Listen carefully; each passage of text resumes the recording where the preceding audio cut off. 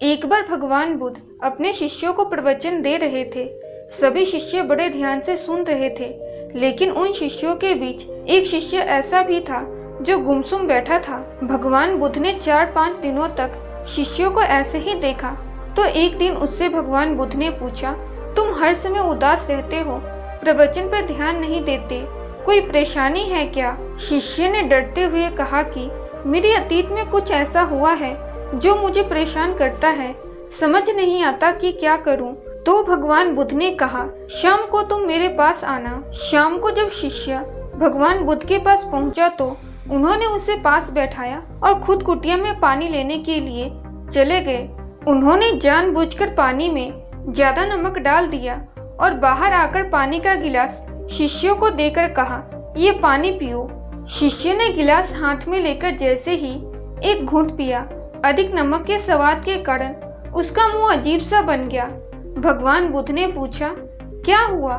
शिष्य ने उत्तर में कहा, नमक थोड़ा ज्यादा है। भगवान बुद्ध बोले, अरे अब तो ये बेकार हो गया, लाओ गिलास मुझे दो, मैं इसे फेंक देता हूँ। भगवान बुद्ध ने शिष्य से गिलास लेने के लिए हाथ बढ़ाया, लेकिन शिष्य ने मना करते हुए कहा, नहीं भगवान, बस नमक ही तो ज्यादा है, थोड़ी चीनी और मिलाएंगे तो स्वाद अच्छा हो जाएगा। उसकी बात सुनकर भगवान बुद्ध गंभीर हो गए और बोले, सही कहा तुमने, अब समझो कि ये पानी तुम्हारी जिंदगी है, इसमें घुला नमक तुम्हारे अतीत के बुरे अनुभव हैं। जिस तरह नमक को पानी से बाहर नहीं निकाल सकते, वैसे ही उन बुरे अनुभवों को भी जीवन से अलग नहीं कर सकते।